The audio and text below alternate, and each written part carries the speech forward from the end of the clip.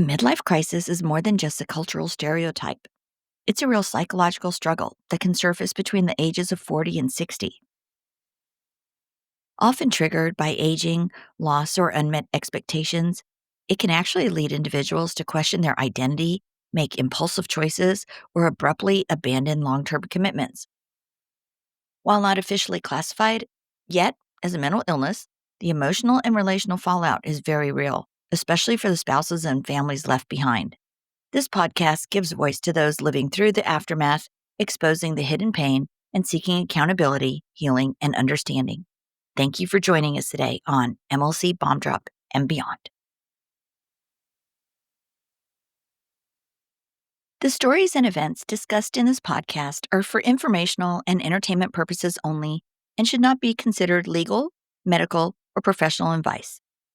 Any names, locations, or identifying details have been changed to protect privacy. Any similarities to actual persons, living or dead, or real events are purely coincidental. The information presented on this podcast is for informational purposes only and should not be considered as professional advice. Always consult with a qualified expert regarding any decisions related to your specific situation. The views expressed by guests are their own and do not necessarily reflect the opinions of the host or the podcast creators.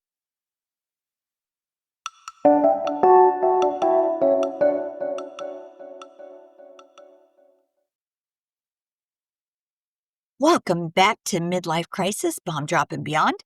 I am your host, Trina Laird, and today we are talking about something that doesn't get discussed nearly enough, and that is how it feels for family members and friends to watch someone they love spiral into a midlife crisis and cruelly discard the spouse and children they once cherished. If you have witnessed this happening, you are not alone. The experience is shocking and deeply painful. And not only for the abandoned spouse and the kids, but for everyone who thought they knew the person in crisis. So, first there's shock and belief. People find themselves saying things like, gosh, I never thought he or she was capable of this. Oh, she was always so devoted. What happened? It feels surreal, almost like you're watching a stranger wearing your loved one's face. It is totally like that. It's like they've been abducted and replaced by an alien. And I am not kidding. And those people who have been through this know exactly what I'm talking about. We all say it. It is like an alien came down and replaced your loved one. It's a genuine mourning over what's been lost. The marriage, the shared memories, the family identity, the sense of safety that came from knowing you were all in this together. It feels like a death in slow motion, only there's no funeral, there's no closure, and there is absolutely no explanation that makes sense whatsoever.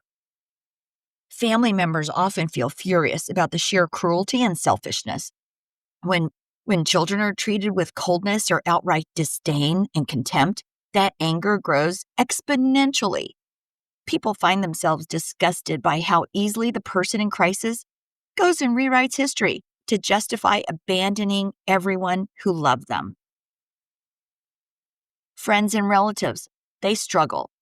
They struggle to reconcile decades of kindness and stability with sudden detachment and reckless choices.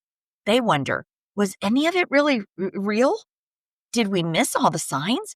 It's absolutely disorienting, and it can shake your faith in your own judgment.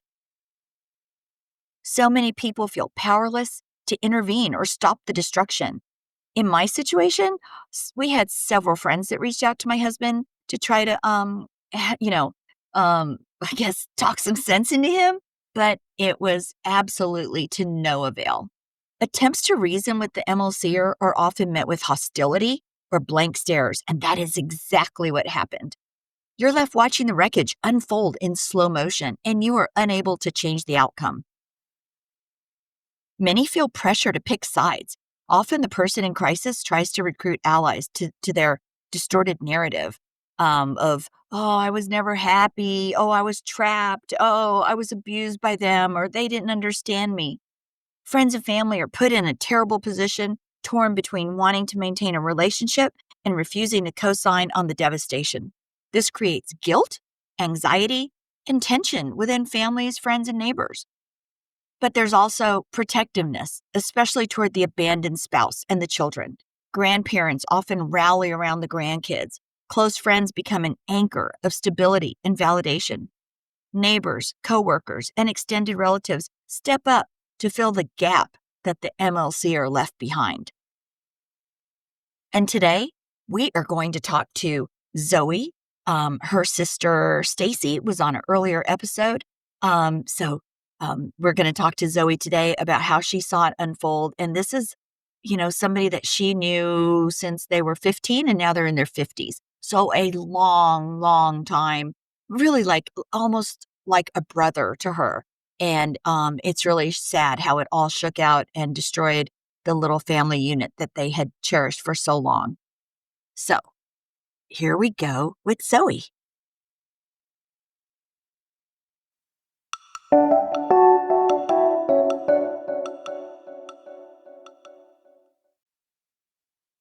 All right.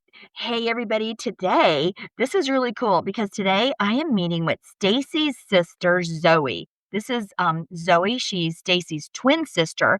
Stacy was in a previous episode, and we're going to hear Zoe's perspective because in the very beginning, when this was all going down, she didn't even believe what her twin sister was telling her about, the whole unraveling of her marriage. So, hi, Zoe. Thanks for joining us today. Thank you for having me. Mhm. So I know you knew Stacy's husband, and these are all, made up names we're going with, but you knew Stacy's husband, way back since you guys were 15, 16 years old. Mhm. Yes, I've known him since we were young, teenagers, um, and we've always been friends. So, I mean, we're 57 now, and this has been going on since we were, young teenagers. Um, he has friends that we're still friends with today, and vice versa. He was in my wedding. He was in my brother's wedding. Even my mom and dad would not have believed that this was going to happen. If you would have asked me 3 years ago, I would have said my sister's husband adores her. He did. He adored her at the prenuptial dinner, the rehearsal dinner. One of his best friends' girlfriends was there, and he had seen a picture of my sister, and she said, "Who's this?" And he said, "That's the only woman I ever loved." That was about 25 years ago. Wow. Mhm. I mean, he adored her. So, this whole midlife crisis, um, it really just came out of the blue, and, I mean, I think it left everyone in my family in shock. And I was just glad that I was there, for my sister, so I don't know if my sister would still be here if I wasn't there for her. I would've done anything I could have to help, and, I mean, she's coming around, so it is helping.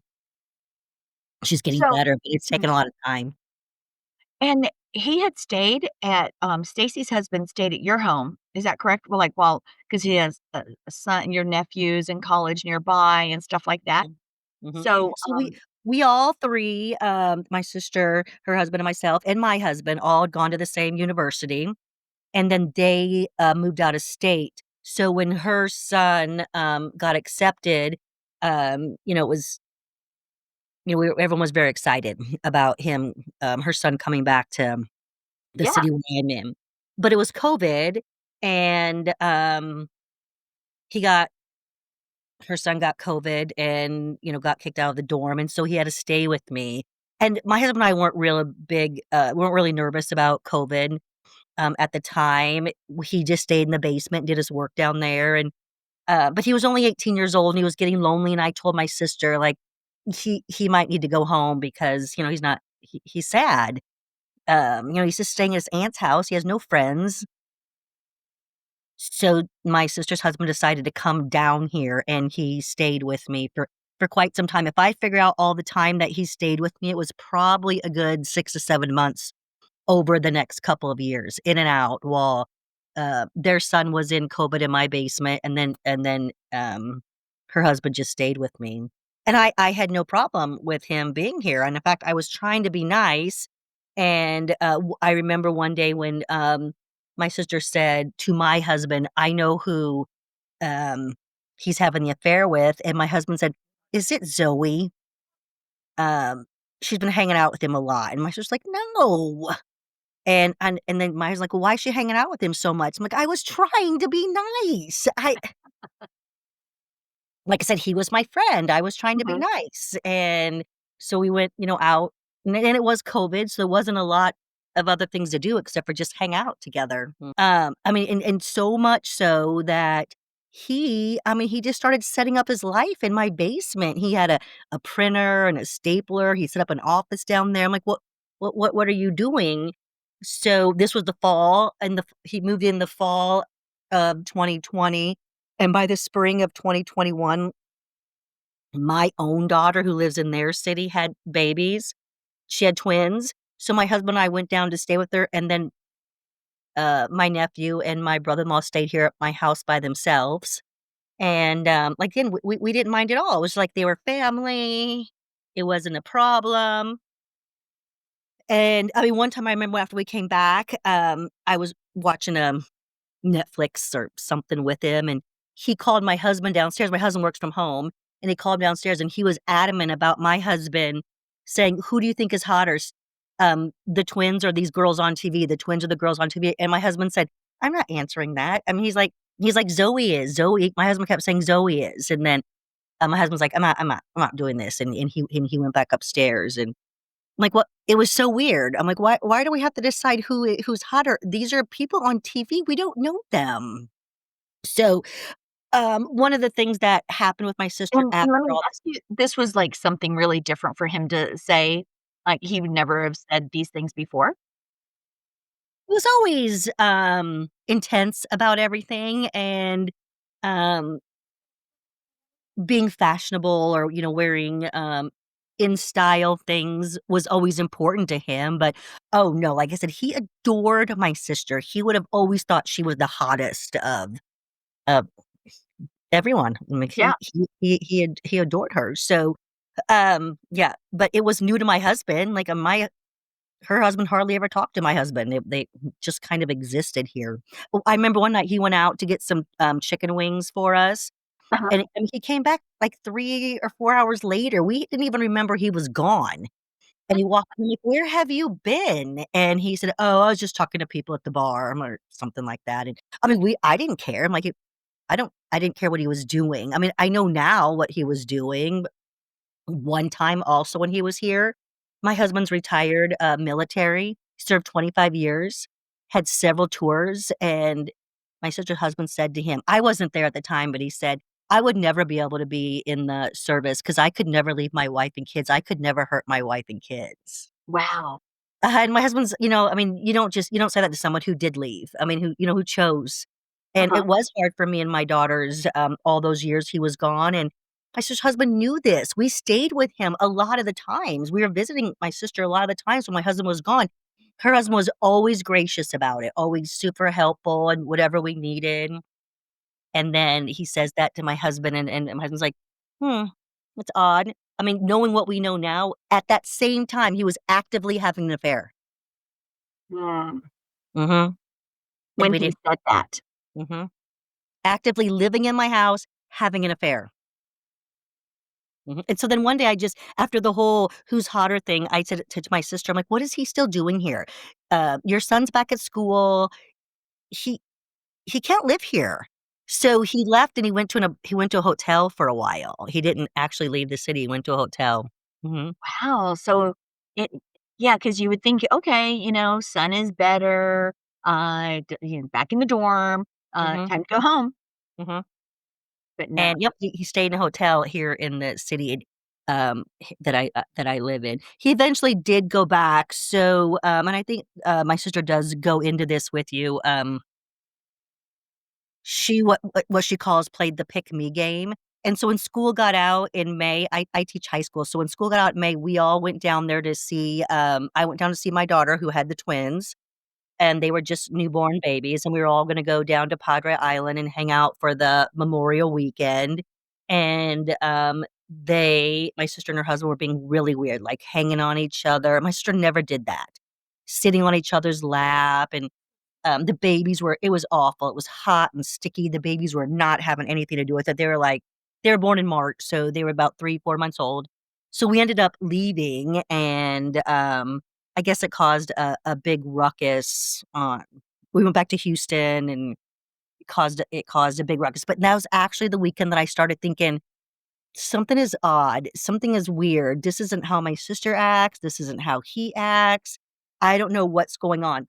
And then when we were getting ready to come back to where I live in the city, sister's husband said, "Our son will not be staying with you anymore at school." And I said, "Did my sister tell you that?" And he said, "No, I've decided it myself." And I'm like, "Why? Why?"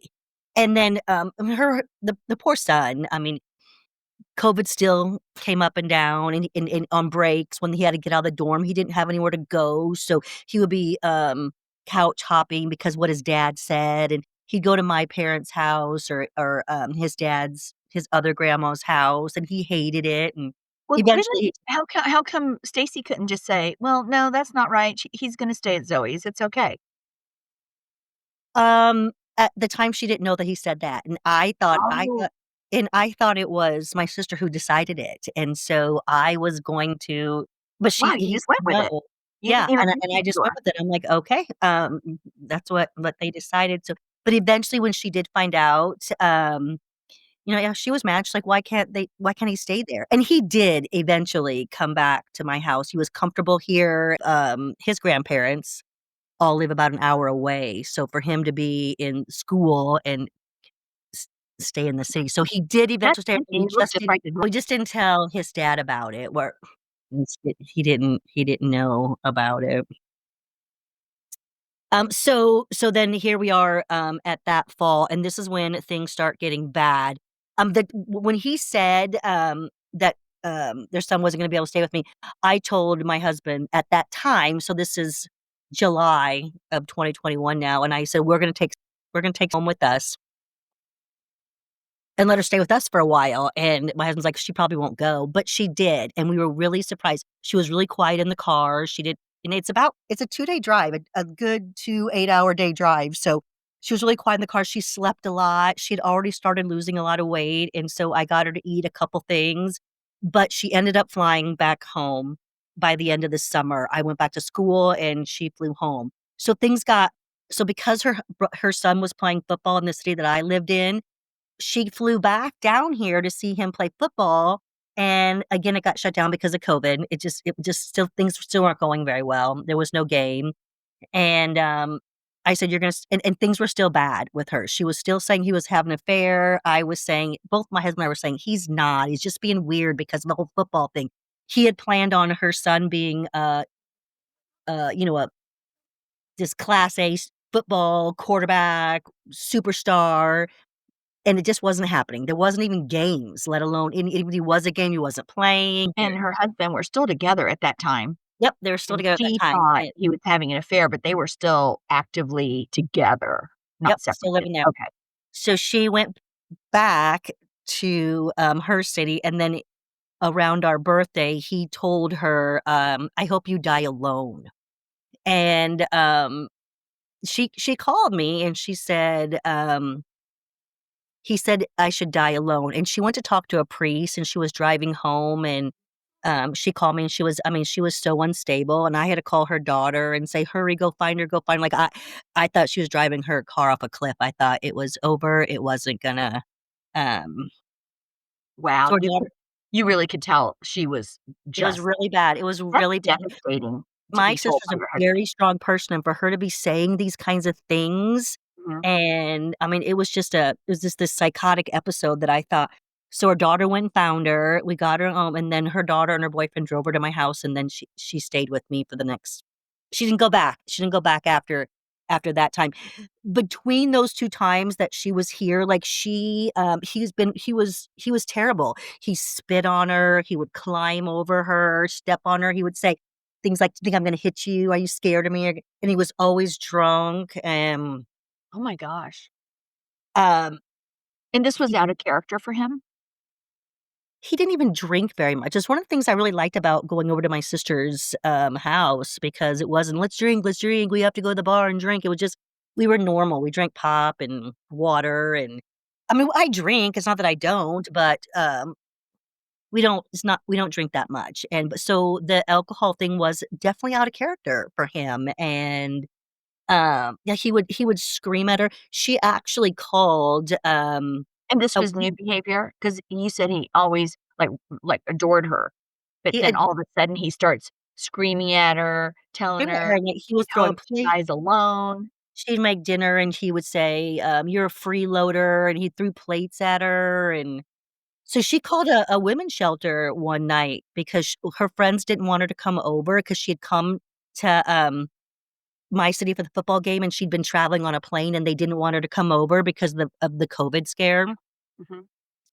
So, the women's shelter said no, they were full too, they didn't have room because of COVID, and so she had to get a hotel. She didn't stay in the hotel the whole night, she ended up going back home because she got scared that he was gonna freak out, but, she would just try to find places to stay and sleep, and her friends knew that, he was acting weird.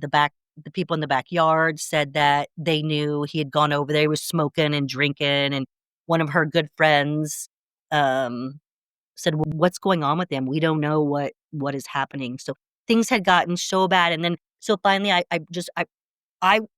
I I'd gone down there around September time just to check on her, and he was traveling for work. Again, we know now what he was doing, and by the time she got to me when in the middle of October, she was just a shell of a person. She didn't talk. She didn't read, she didn't exercise, she couldn't listen to music. One day, my husband and I went out running, and she was still asleep, so we didn't wake her up, and she called me, we weren't too far, and she's like, "Where are you? Where are you? Where are you?" And we came running back and got her. She wouldn't stay alone. I mean, this was not my sister. My sister is stable and beautiful and, self-sufficient. And she could and I was like, "What?" I mean, we've always read, and I'm like, "Why don't you just read a book? Just, relax, get in the hot tub." And she would just sit on my back porch and take Xanax, and she said she'd count the hours so I would get home from work. And Wow. all I did really was be there for her, and I just kept saying, "You're better without him." And I know now that that wasn't necessarily gonna help, but I knew she would be. I knew she would be, and she does know now that she is, but if you ask her, she'll still tell you this isn't what she wanted. She didn't, um she wanted an intact family, and she wanted the life that she had, and he just blew it up. Yep. Which is exactly what she had until he blew it up, you know? Mhm, and he blew it up. So, one day when she started feeling better, and this is really sad, but, their daughter was the one who heard her husband on the phone talking to the girlfriend, and he was saying things like, "I know you're mad. I know you're mad, babe. I'm gonna take care of it. I know you're mad." So the daughter came down and went to look and see if my sister was on the phone, and she wasn't, and she looked at, her dad, and she said, I know." And right then, he cut her out of his life. He doesn't talk to her, he took her phone away from her, he took her car away from her, and she's an adult, she had a job.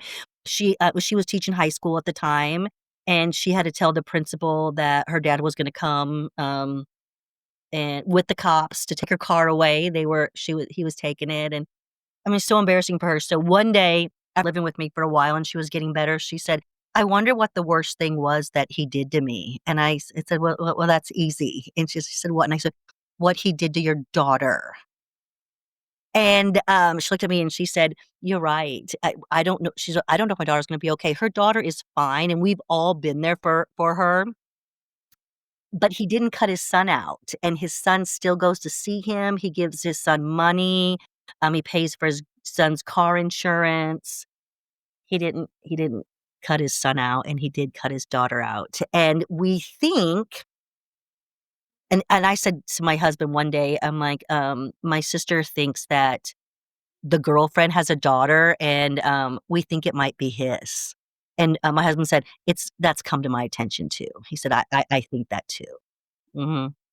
It was about a year older than, their daughter, and my sister and him had their kids right away when they first got married. They were a little bit older, and, personally, if you ask me, I think when this all started, I think she was getting divorced, and her husband said, "I'm not gonna pay for the oldest daughter because she's not mine," and she contacted him, and him had a breakup in that right before they got married, and she contacted him and said, "This is your daughter," and, he decided to take that avenue, and I think he started planning it then, and he had everything in line for when his youngest son went to college to but, I mean, he coulda done it respectfully or, Totally, not like a coward.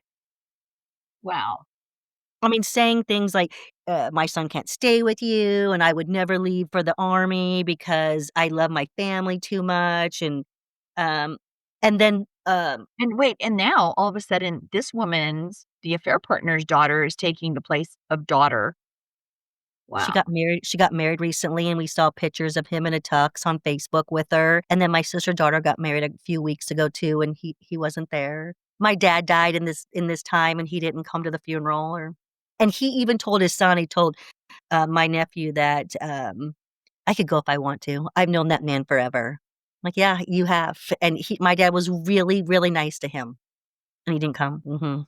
So, like I said, I mean, um, she was a shell of a person, and I didn't even know I would say, Where's my sister? Where are you? How come you can't read? How c" And I have seen, lots of my friends have been divorced before, and I know they had, bad spells, but I've never seen anything like this, but from what I can tell, I mean, this was just complete trauma. What he did to her in a very short amount of time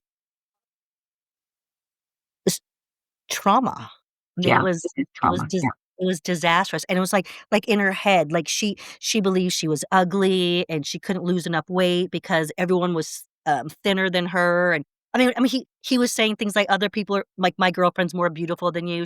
When her son got to college, I mean, when he was in high school, again, her husband has this psychotic thing with football. It's everything in his life is about football. And, things weren't going that well with his son in college.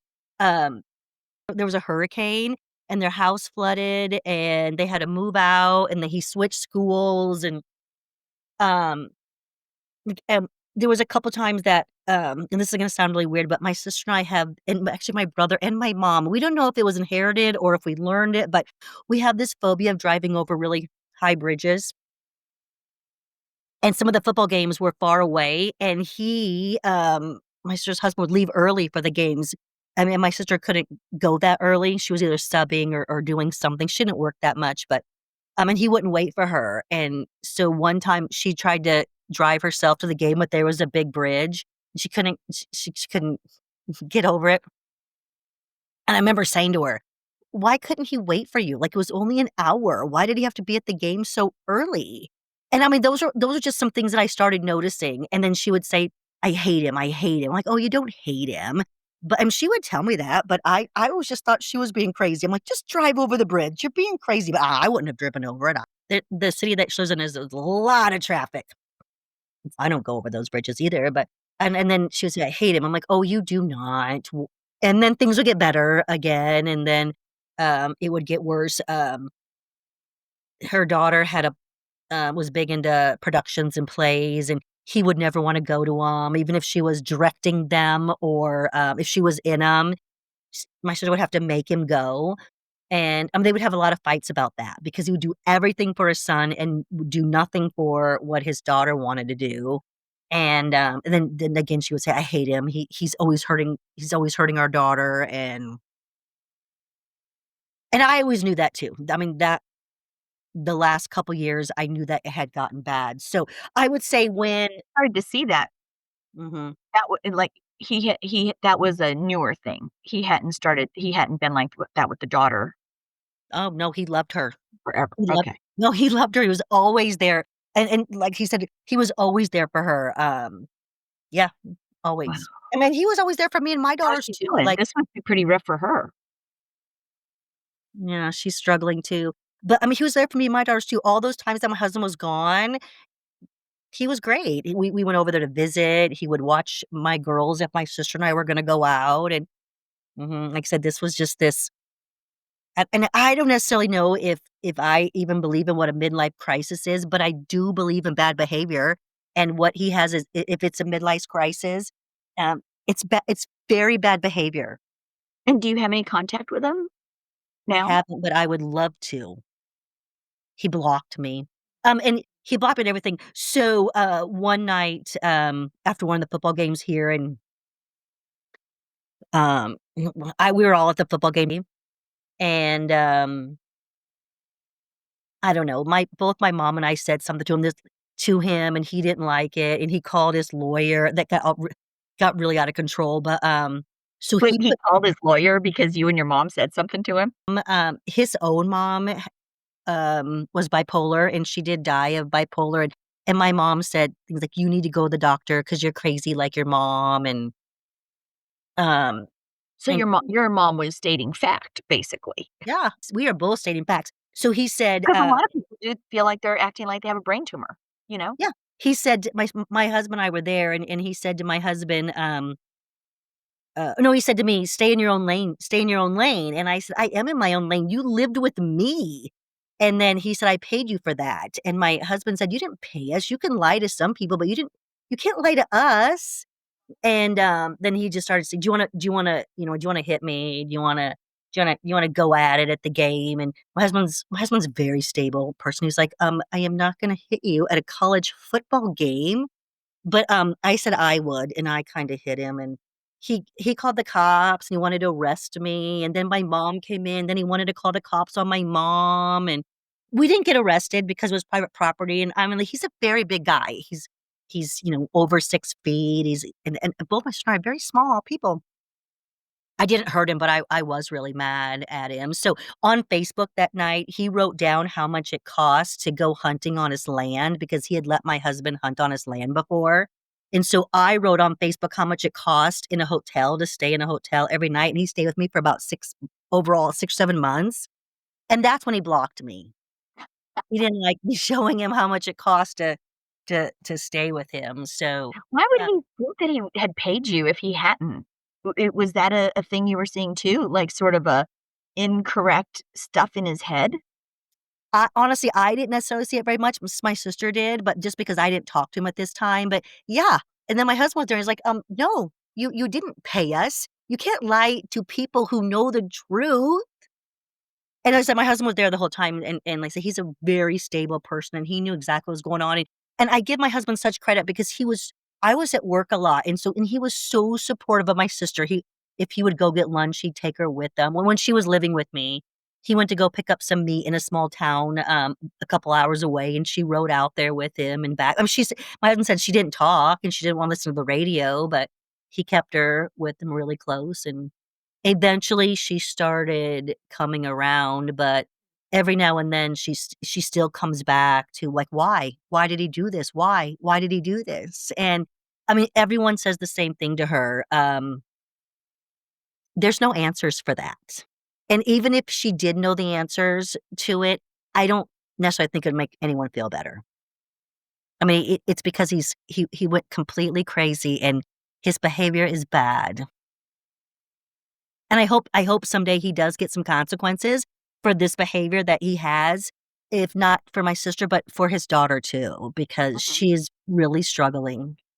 Yeah, and I recall they did file for divorce, and it's final, and now your sister's has a job and all that stuff, so she's got a new So, yep, career, actually. she went back to school, she got her nursing degree, everyone was so proud of her, she went back to school at 55. She had a bachelor's degree from the early '90s, we all did, Mhm. but, it wasn't in nursing. She didn't have to take too many classes because she already had a bachelor's, and yes, she's working, at a doctor's office, and she loves it, and,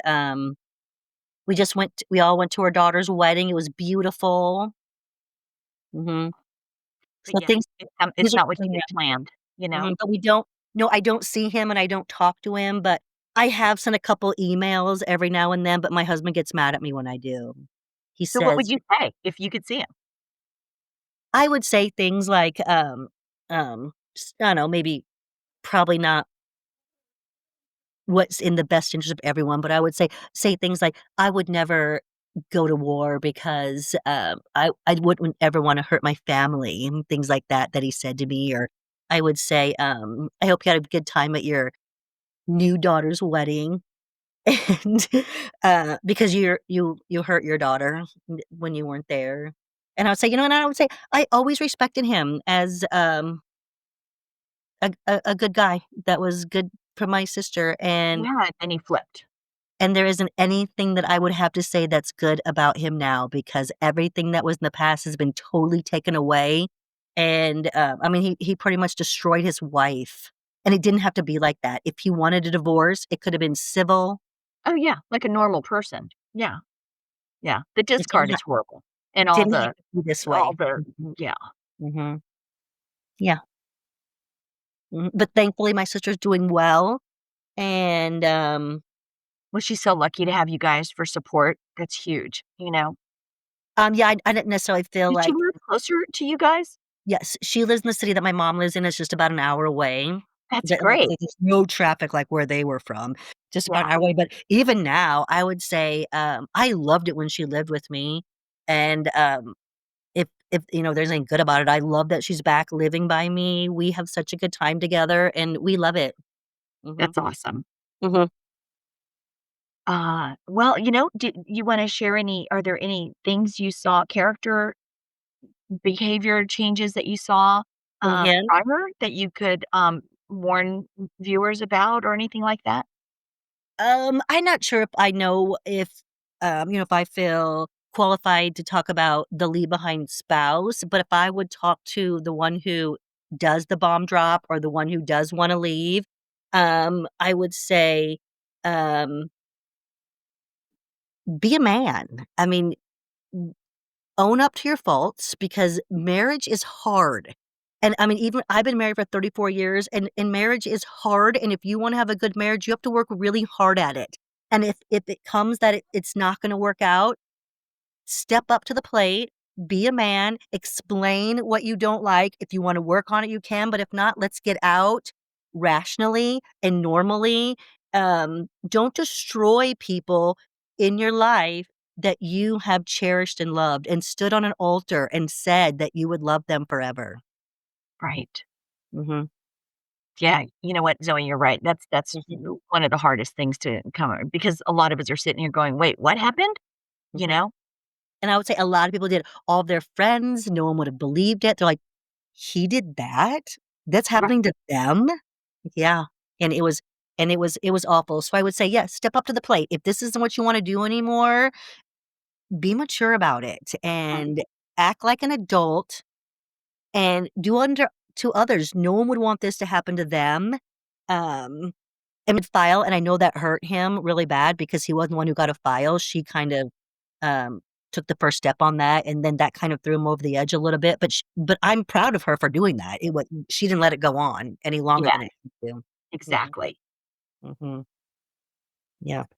That's good. Well, I know she's doing great, and, uh, you know, it's not the exit she wanted to take on her, highway of life, but I think, she ended up in a great little town with, lots of new adventures, and And she'll always have the support that from her daughter and me and my daughters and my husband and yeah, she has friends. It's well, I don't know ho you probably know a lot about MLC through Stacy, but, um, he'll probably come out of this at some point, and, that's interesting. Is there a timeline or is it all different? it can be a long timeline.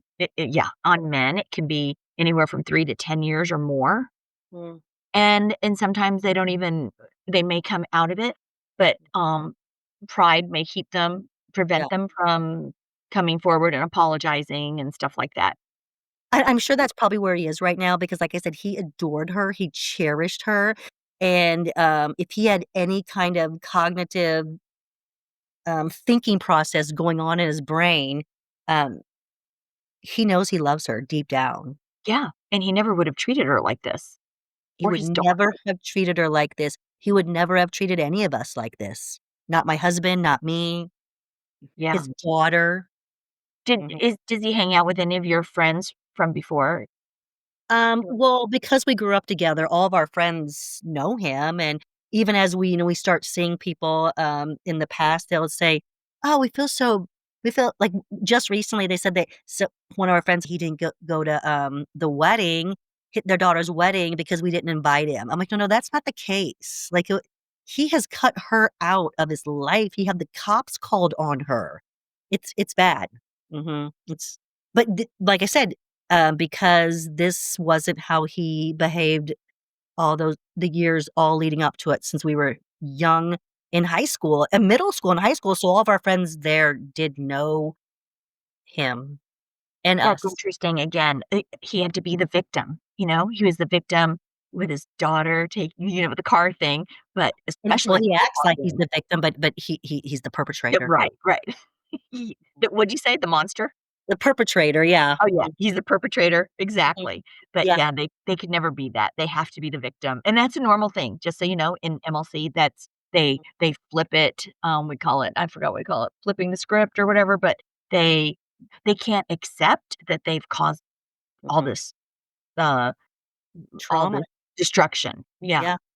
and Mhm. so they have to, make up excuses as to why they're doing what they're doing, and they have to be the victim. I would definitely say that, yes, just this I mean, he left a line of destruction everywhere he turned for a good 2 years. I mean, I guess he's still doing it, we just don't have, much I don't have anything to do with him anymore, and my husband doesn't want me to, but like I said, if I got a hold of him, I'd just wring his neck. And just so you know, if you were to do that, he'd call the cops and there'd be a restraining order, and so don't even bother Like I because you know said, what? that and like I said, my husband's really stable, and he knows that, and that's what he That said to me the day that happened, the football game. He was like, "I knew this was gonna happen. I don't." He's like, "Can't believe you and your mom did this." I'm like, "We know." Like I said, "We were really mad. This was my sister's husband. yeah, We were really mad at him." mhm, Mhm, yeah, like you said, somebody since you've known since you were 15, 16, it's like, mhm. wow. You wouldn't even expect that behavior from a stranger, you know? Honestly, you're absolutely right. I think sometimes we are nicer to strangers than, what he has been to our family. Mhm, Wow. mhm. Well, So Zoe, thank you sad. so much for joining us today. I think, it was great to get your perspective and, uh, Mhm. I I would say am if I've stated anything to the leave behind spouse, just to, look for someone that is there for you. Even if they say the wrong things, it's possible they don't know what to say or because they don't know the whole situation, but make sure they find, a support system, um, because their mental health depends on it. yeah, absolutely. That is Mhm, so true. That mhm. is so true. Thank you. Thank you for Alright. listening. Of course. Thank you, Zoe. Mhm.